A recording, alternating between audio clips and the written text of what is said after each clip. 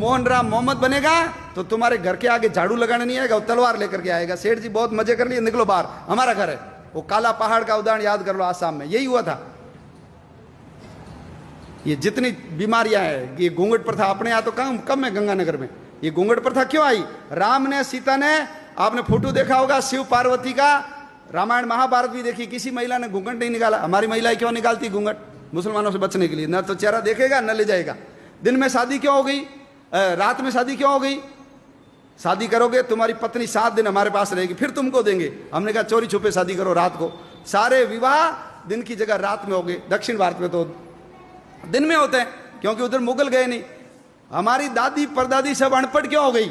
इसलिए अनपढ़ हो गई क्योंकि बच्चियां स्कूल जाती थी, मुसलमान उठा के ले जाते थे, तो हमने कहा भैया स्कूल जाना नहीं। ये सब हमारी दादी परदादी अनपढ़ हो गई।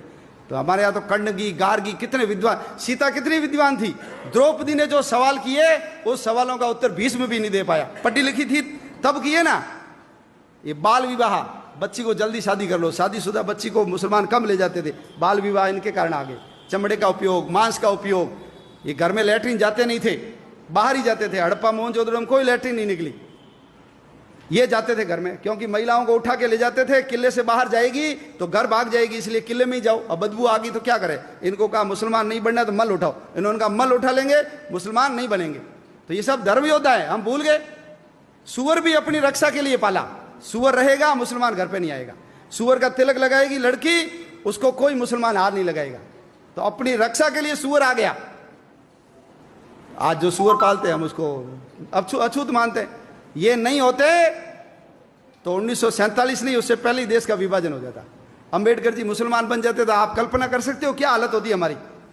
अंबेडकर जी ने कहा ऐसे किसी धर्म में नहीं जाऊंगा जिसकी जड़ें विदेश से जुड़ी हुई है।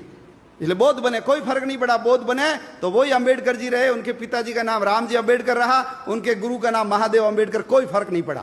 तो बौद्ध तो हमारे अवतार है। जैसे सिख परंपरा है, जैसे जैन परंपरा है, ऐसे बौद्ध परंपरा है।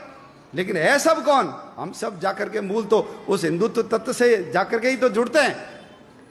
तो छुआछूत खत्म होनी चाहिए। इसलिए विश्व हिंदू परिषद का मंत्र है हिंदवः सोदरा सर्वे ना हिंदू पतितो भवेत्। सभी हिंदू सगे माँ जाए भाई है, कोई हिंदू नीच या पतित नहीं है। मम दीक्षा हिंदू रक्षा, मम मंत्र समानता। मेरी दीक्षा हिंदू की रक्षा करना और समानता लाना मेरा मंत्र है। ये विश्व हिंदू परिषद का उद्घोष है। आप सब लोग भगवान श्री कृष्ण से और विश्व हिंदू परिषद जिस पवित्र मंत्र को लेकर के इस संगठन के काम में लगा हुआ है, उस काम में जुटिए। देखिए दुनिया में 2 काम होते हैं, एक होता है इंपॉर्टेंट काम और एक होता है इमरजेंसी काम। घर में विवाह है, शादी होनी चाहिए, लेकिन उसमें मां को हार्ट अटैक आ गया, आप क्या करोगे? शादी करोगे, मां का इलाज कराओगे? बोलो, इलाज कराएंगे ना? तो ध्यान रखना, यदि हम नहीं रहे तो जैसे जम्मू कश्मीर से हिंदू भाग गया, जैसे इराक से हिंदू को भगा दिया, जैसे अफगानिस्तान से हिंदू को भगा दिया, पाकिस्तान से भगा दिया, नेपाल से भगा दिया, भूटान से भगा दिया, तिब्बत से भगा दिया, उधर म्यांमार से भगा दिया, श्रीलंका से भगा दिया, बाली, जावा, सुमात्रा, इंडोनेशिया, मलेशिया, जावा, ये सब हमारे थे, लेकिन सब के सब चले गए। ध्यान रखना, हमारे गुरु नानक देव जी का जन्म स्थान चला गया। हम हर साल प्रहलाद की पूजा करते हैं। प्रहलाद जन्मा कहाँ, ये हिंदू को पता ही नहीं है। प्रहलाद जन्मा था मुल्तान में, उसका पुराना नाम था मूल स्थान, हमारे हाथ से गया। लाहौर किसने बसाया? भगवान राम के पुत्र लव ने बसाया लाहौर, गया हमारे हाथ से। भरत का पुत्र था तक्ष, उसने बसाया तक्षशिला को, आज तक्षशिला हमारे हाथ में गया।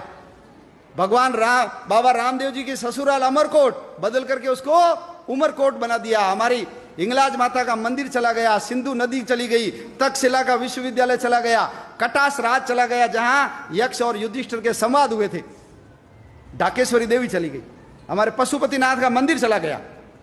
क्यों?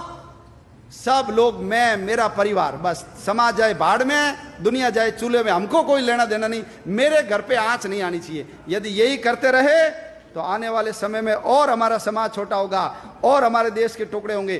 हमको सबको यदि समाज को बचाना है, धर्म को बचाना है, आने वाली अपनी औलादों की रक्षा करनी है, हम तो चले जाएंगे, लेकिन चौथी पांचवी पीढ़ी सब रोएगी। देखना हमको कि तुम लोगों ने सब पता था, तुम केवल मैं और मेरा परिवार पैसे के चक्कर में लगे रहे, देश समाज धर्म के काम में नहीं लगे। तो ये सब काम इंपॉर्टेंट है, लेकिन इमरजेंसी काम एक ही है, वो है हिंदू समाज को संगठित करना, देश के लिए काम कर, कल मोहन राम थोड़ी रहेगा।